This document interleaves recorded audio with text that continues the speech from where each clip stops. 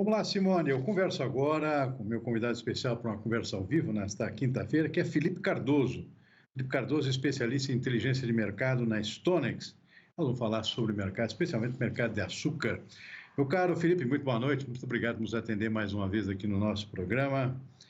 Bom, a gente está vendo aqui essa manutenção de preços firmes para o açúcar, houve uma pequena queda na semana passada, mas o mercado está voltando a reagir. Tem novidade acontecendo por aí em termos de oferta global, ou seja, em termos de produção.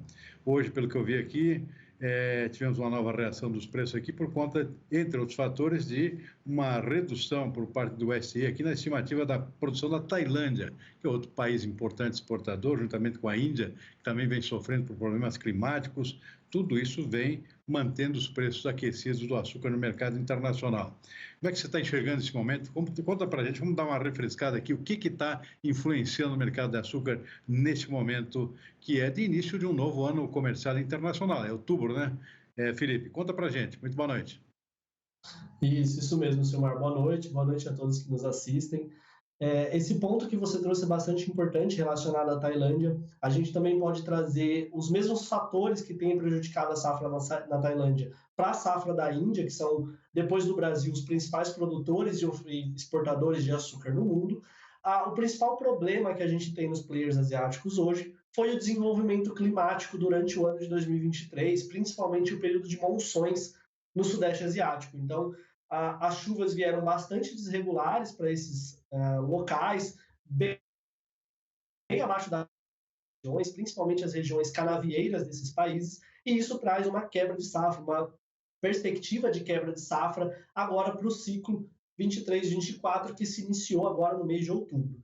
Então, isso tem pressionado os preços desde o começo do ano, quando o mercado já começou a precificar a possibilidade de um El Niño mais intenso, e agora com a concretização de um clima prejudicado, com volume de chuvas abaixo da média, o mercado mantém os preços do açúcar sustentado em patamares mais altos.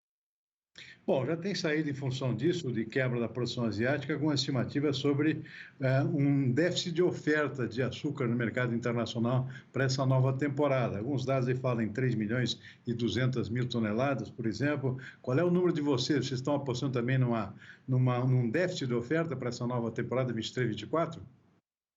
Sim, a gente agora para essa safra que fechou no final de setembro, a gente projetou um superávit de 1,3 milhões de toneladas. Para o ciclo que se iniciou agora no começo de outubro, a gente estima um déficit sutil de 300 mil toneladas, ele é bem pouco, mas os estoques continuam apertados depois de quase 3 ciclos em déficit devido aí às questões climáticas também do La Niña, principalmente no Centro-Sul, na safra 21-22.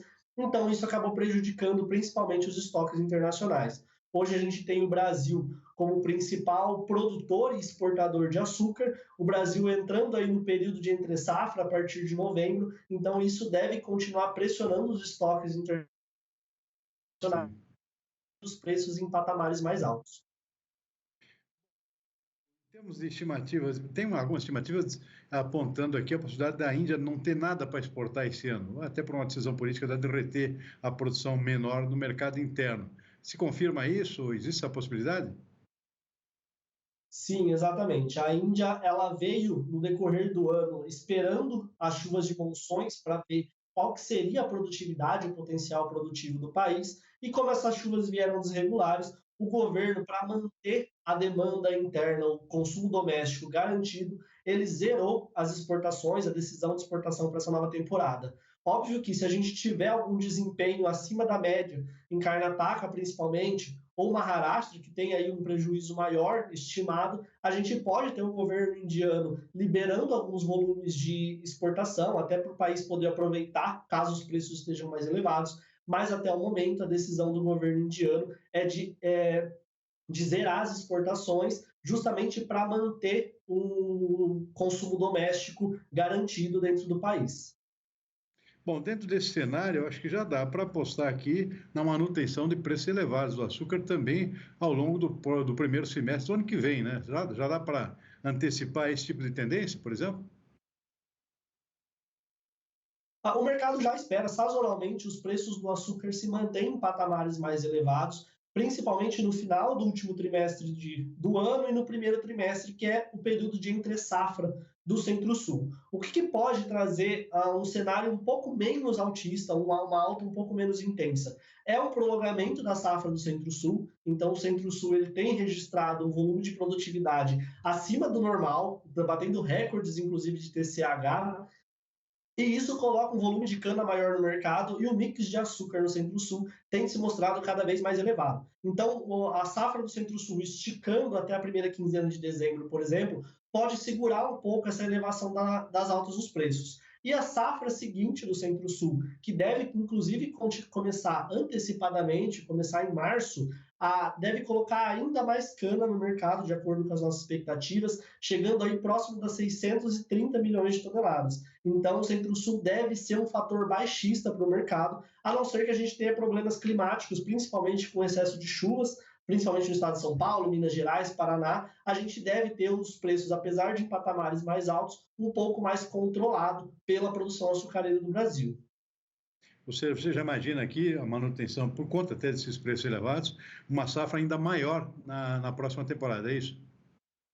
Isso, exatamente. A gente estima, o Centro-Sul tem mostrado um ganho de produtividade bastante significativo, cenário que deve prevalecer para a próxima temporada, visto também a questão do El Niño, que não traz prejuízo climático para a região, e o mix de açúcar ele deve continuar elevado, justamente porque o açúcar deve continuar registrando vantagem com a paridade com o etanol, por exemplo, para as usinas. Então, como o açúcar está pagando mais, as usinas devem continuar direcionando cana, o aumento do direcionamento de cana para a produção de açúcar. Bom, dentro desse cenário, como é que fica a produção e o mercado de etanol? A gente tem um outro componente aqui, que é o preço do petróleo desabando, né? Uma queda muito forte ultimamente, hoje caiu de novo. Estou vendo aqui o petróleo chegou perto dos $100 o barril, o tipo Brent está 84 agora, né? Isso que tipo de influência pode ter aqui no nosso etanol, por exemplo? A relação do petróleo, apesar da Petrobras ter tirado a política de paridade de importação, ela ainda consegue seguir, ela precisa seguir devido ao volume de importação que a gente ainda necessita de gasolina para abastecimento nacional. Então, se a gente tiver uma queda muito significativa nos preços da gasolina de importação, a Petrobras pode vir a reajustar a gasolina para baixo. Não é um cenário que a gente está vendo por curto prazo, ainda há uma defasagem porque exigiria um reajuste positivo na gasolina, ou seja, a gasolina ficar ainda mais cara, e isso traz uma paridade favorável para o etanol. Então, no cenário que a gente tem hoje, as perspectivas para o curto prazo é um etanol que esteja compensando mais para o consumidor final, não só no estado de São Paulo, como em grande parte do Centro-Sul, e isso favorece a demanda. Então, as usinas estão conseguindo aumentar a venda de etanol hidratado justamente por causa dessa paridade abaixo de 65% em grande parte do Centro-Sul. Cenário que deve permanecer nas nossas estimativas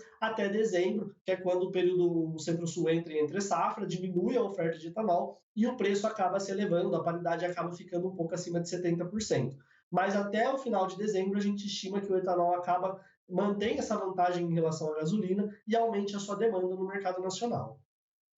Bom, no cenário global aqui dos combustíveis, como é que fica a tendência daqui para frente em termos de reajuste ou não dos preços dos combustíveis, seja derivados de petróleo, seja de etanol? Tem aumentos que ocorrendo agora ainda, que é aquela volta da incidência do PIS/COFINS, né, nos derivados de combustíveis, né?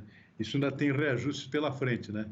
Agora, em termos gerais de mercado, computando o fator de mercado, petróleo subiu lá em setembro, lá perto de $100, e agora cai abaixo dos 90, está 84. O que isso implica aqui em mudança nos preços do combustível lá na bomba, por exemplo? Isso, quando a gente pensa no mercado de combustíveis, a gente tem que ter duas variáveis. A primeira dela é o mercado de petróleo, que, como você disse, ele vem numa rota baixista desde o começo do mês, e a tendência é que ele se mantenha com uma tendência de quebra para os próximos meses, uma queda mais sutil, mas ainda assim uma tendência de baixa.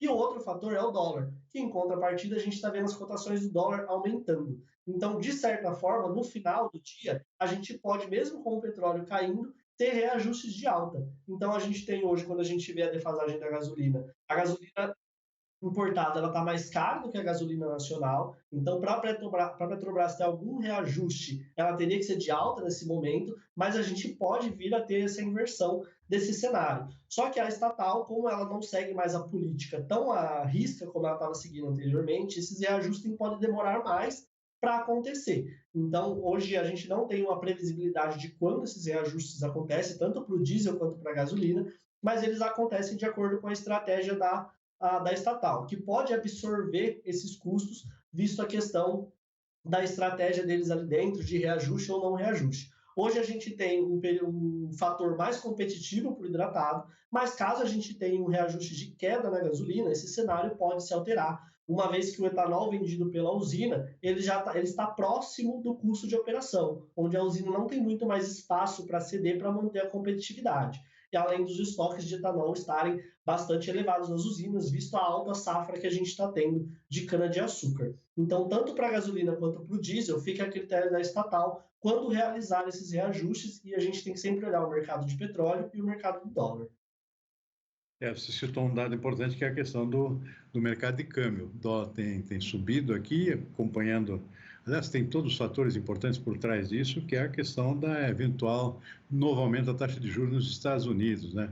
Isso pode levar o pessoal do câmbio para o mercado americano, significa menor disponibilidade interna aqui, o dólar seguir subindo ainda, né? Então, outro fator imponderável pela frente, tendência de alta na cotação da moeda americana. Isso é uma possibilidade, né? Isso aí pode mudar um pouco esse cenário, né? Isso, exatamente. O dólar ele acaba influenciando todo o mercado sucroenergético e também o mercado de combustíveis. Até a questão, quando a gente tem uma elevação do dólar, a gente tem um aumento nas exportações de açúcar, porque para a usina acaba pagando muito mais, uma vez que no mercado internacional o açúcar é negociado em dólar.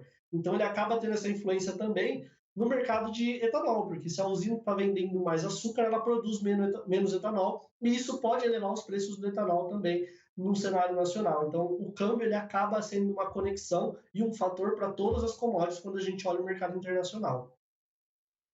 Perfeito. Muito bem, eu conversei com o Felipe Cardoso, especialista em inteligência de mercado na Stonex, especialista em açúcar e etanol. Felipe, muitíssimo obrigado pela entrevista, mais uma vez aqui, comparecendo ao nosso programa. Uma boa noite para você e até uma próxima. Qualquer hora dessa a gente volta a botar essa conversa em dia, porque o mercado está bastante aquecido. Uma boa noite para você, obrigado. Obrigado, Silmar. Boa noite a todos.